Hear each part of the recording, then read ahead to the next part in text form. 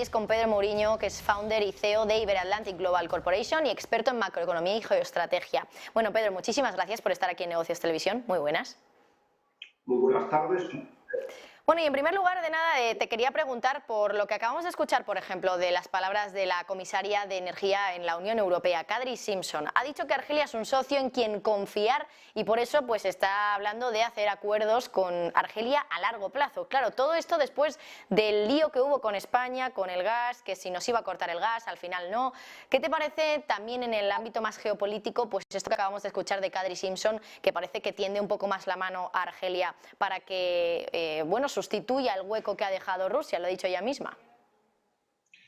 Pues yo creo que lo que está ocurriendo es que hay que hacer de la necesidad virtud y obviamente países como Argelia, que también tienen sus problemas geoestratégicos, pues sabemos muy bien de primera mano en España los conflictos entre Marruecos y Argelia, el propio integrismo que hubo en su momento en Argelia. De hecho, una de las causas por que España tenga esa red tan importante de regasificadoras es porque ya en los 80 y en los 90, cuando Argelia era el principal proveedor de gas natural a España, había un riesgo geopolítico muy importante en Argelia y había que diversificar nuestra entrada de gas natural a través del gas natural licuado. Pero bueno, los tiempos han cambiado y ahora obviamente Argelia, igual que Azerbaiyán u otros países, pues se configuran como las únicas alternativas viables al gas natural ruso para el suministro europeo. Pedro, por tanto, ¿podemos confiar en Argelia como un socio fiable, como ha dicho Kadri Simpson? Pues obviamente Argelia tiene una necesidad estratégica de colocar su gas natural y básicamente esa necesidad estratégica es en este caso el mercado europeo, que es el más próximo.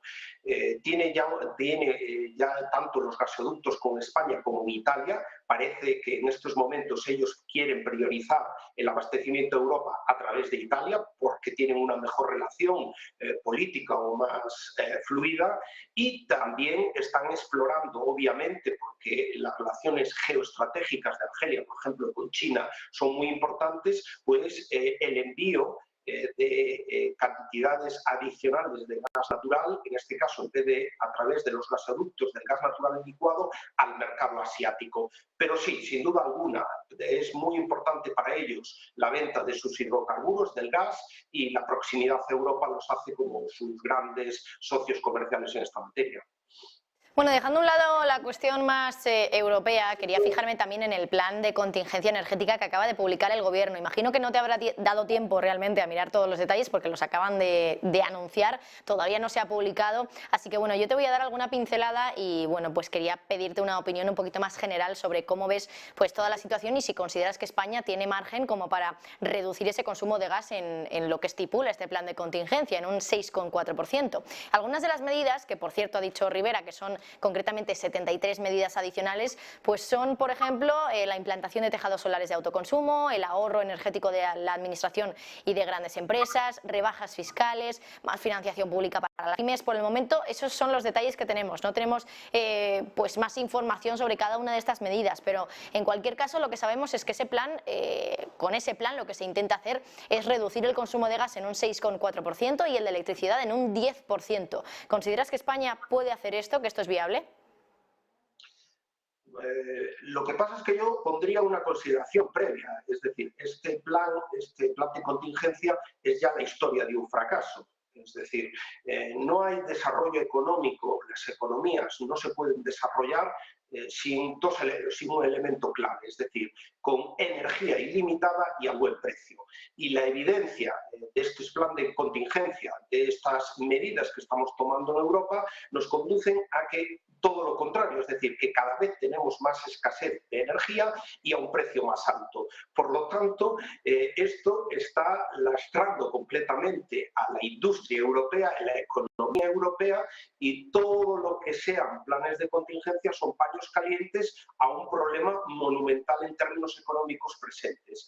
Y efectivamente, quizás a España, por una situación geoestratégica y por unas circunstancias muy puntuales en relación a la infraestructura de gas natural, pues podemos tener un poco más de margen, pero aún así la situación es crítica para todos nuestros sectores económicos.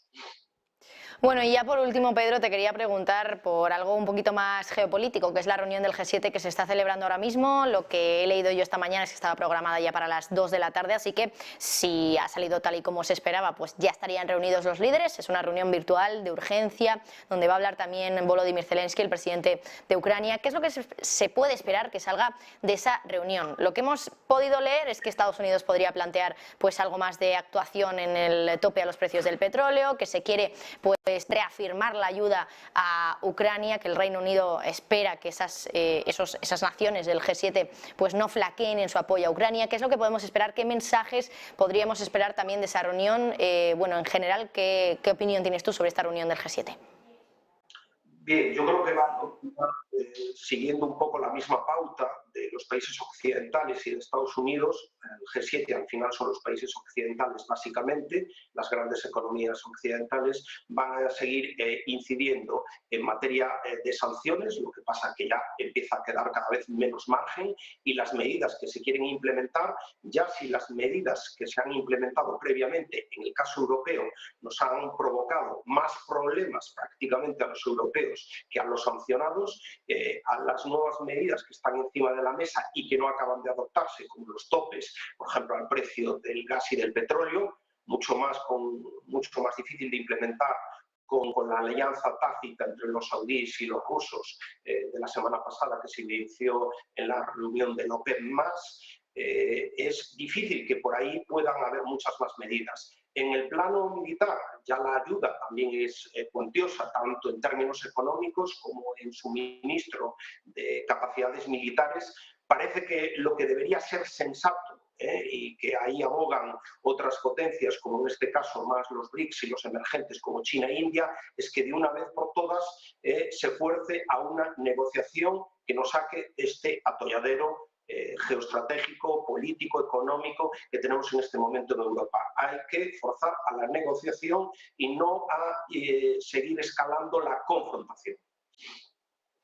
Bueno, pues desde luego que quedan muchas dudas todavía ante ese G7 también, pues por ejemplo una de ellas, cómo se consigue forzar a Vladimir Putin, que bueno, aunque él dice que está por la labor de negociar, pues todavía está por ver. Pedro Mouriño, founder y CEO de Iberatlantic Global Corporation y experto en macroeconomía y también en geoestrategia. Me hubiera encantado poder hablar un poquito más contigo, pero nos quedamos sin tiempo. Muchas gracias. Otro día. Eso espero. Gracias, Pedro.